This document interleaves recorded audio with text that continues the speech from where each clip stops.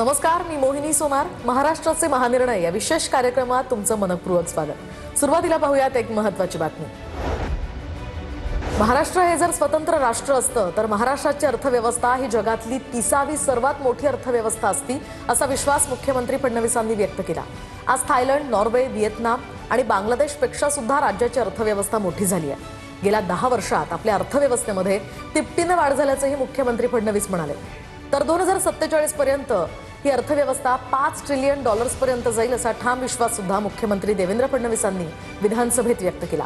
आपला विकास दर आपण कायम राखू शकलो तर पुढच्या 2 ते 3 वर्षात यूएई आणि सिंगापूर या देशांच्या अर्थव्यवस्थांना देखील आपण मागे टाकू शकू, असंही मुख्यमंत्री फडणवीस म्हणाले. महाराष्ट्र हे जर वेगळं राष्ट्र असतं तर जगाच्या अर्थव्यवस्थांमध्ये महाराष्ट्राची अर्थव्यवस्था जगातली 30वी सगळ्यात मोठी अर्थव्यवस्था राहिली असती. तर पहिले 35 देशांचा जर आपण विचार केला तर आपण कुठल्या देशांना मागे टाकलाय? महाराष्ट्राने Austria, Thailand, Norway, Philippines, Vietnam, Bangladesh या सगळ्या देशांपेक्षा आपली अर्थव्यवस्था मोठी झाली आहे.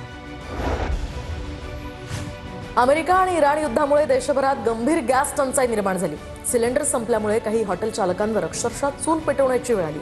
गॅस, इंधन आणि याच्या पुरवठ्यासंदर्भात केंद्र सरकार आणि राज्य सरकार आता लक्ष ठेवून गॅसचा तुटवडा होणार नाही याची काळजी घेतली जाते, अशी प्रतिक्रिया उपमुख्यमंत्री एकनाथ शिंदेंनी दिली आहे. कुणीही अफवांवर विश्वास ठेवू नका, नागरिकांना त्रास होऊ नये म्हणून केंद्र आणि राज्य सरकार समन्वयानं काम करत आहे, अशीही प्रतिक्रिया उपमुख्यमंत्री शिंदेंनी दिली आहे. मुंबई महानगर क्षेत्रातील शासकीय महिला कर्मचाऱ्यांसाठी कम अर्ली गो अर्ली ही सवलत देण्याची महत्त्वपूर्ण घोषणा उपमुख्यमंत्री सुनेत्रा पवारांकडून करण्यात आली. या निर्णयामुळे गर्दीच्या वेळेत महिलांची होणारी गैरसोय कमी होऊन त्यांना मोठा दिलासा मिळणार आहे. महिलांच्या सर्वांगीण विकासासाठी राज्य शासन कटिबद्ध असल्याची ग्वाही सुद्धा उपमुख्यमंत्री सुनेत्रा पवारांनी दिली. राज्यातील महिलांना योग्य सन्मान, संधी आणि सुरक्षितता देणारा समाज घडवण्याचा संकल्प हा अधिक दृढ करण्याचं आवाहन सुद्धा उपमुख्यमंत्री सुनेत्रा पवारांकडून करण्यात आलं.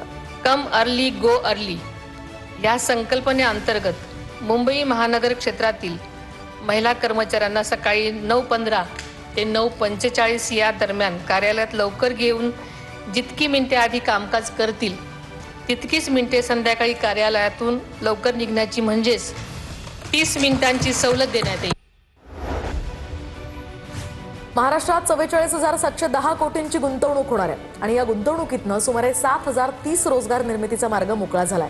राज्यात गुंतवणूक करणाऱ्या उद्योग समूहांसाठी राज्य सरकारनं सुलभ आणि विश्वासार्ह व्यवस्था निर्माण केली आहे. त्यामुळे गुंतवणूकदारांचा अनुभव पूर्णपणे अडथळामुक्त राहील असा विश्वास मुख्यमंत्री देवेंद्र फडणवीसांनी व्यक्त केला.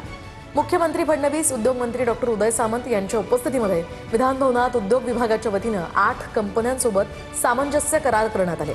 यावेळी उद्योग विभागाचे प्रधान सचिव यांच्यासह कंपन्यांचे प्रतिनिधी सुद्धा उपस्थित होते.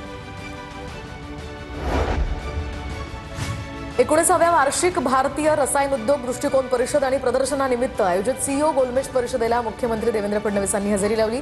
याच वेळी मुख्यमंत्र्यांनी रसायन उद्योगाचं भविष्य आणि विकासाची नवी दिशा स्पष्ट केली आहे. सूक्ष्म, लघु आणि मध्यम उद्योगांच्या बाबतीत महाराष्ट्र हे देशाचं केंद्र असल्याचं मुख्यमंत्री फडणवीसांनी नमूद केलं. या उद्योगांसाठी पायाभूत सुविधा, प्लग अँड प्ले ही सुविधा निर्माण करण्यास महाराष्ट्र सरकार प्राधान्य देत असल्याचं मुख्यमंत्री फडणवीस म्हणाले. दरम्यान यावेळी उद्योगांसाठी पर्यावरण संबंधित परवानग्या आता अधिक पारदर्शक आणि वेगवान झाल्याचंही अधोरेखित करण्यात आल्याचं मुख्यमंत्री म्हणाले. मुंबईच्या बीकेसीतील जिओ वर्ल्ड सेंटरमध्ये आयडिया 2026 या पायाभूत सुविधा आणि बांधकाम क्षेत्रातील प्रदर्शनाचं उपमुख्यमंत्री एकनाथ शिंदेंच्या हस्ते उद्घाटन करण्यात आलं. महाराष्ट्र देशाच्या आर्थिक आणि औद्योगिक विकासाचं इंजिन आहे. राज्याला जागतिक स्तरावर नेण्यासाठी पायाभूत सुविधा, उद्योग, गुंतवणूक आणि गृहनिर्माण क्षेत्रात मोठ्या प्रमाणावर कामं सुरू असल्याचं उपमुख्यमंत्री एकनाथ शिंदेंनी म्हटलंय.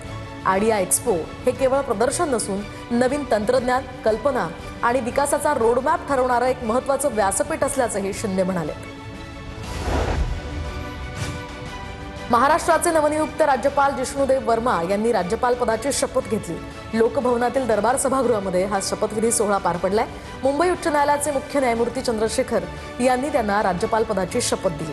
शपथविधीनंतर मुख्यमंत्री देवेंद्र फडणवीस, उपमुख्यमंत्री एकनाथ शिंदे आणि उपमुख्यमंत्री सुनेत्रा पवार यांनी राज्यपालांचं पुष्पगुच्छ देऊन अभिनंदन केलं. महाराष्ट्राचे महानिर्णय या विशेष कार्यक्रमात आता वेळ झाली आहे इथेच थांबण्याची. नमस्कार.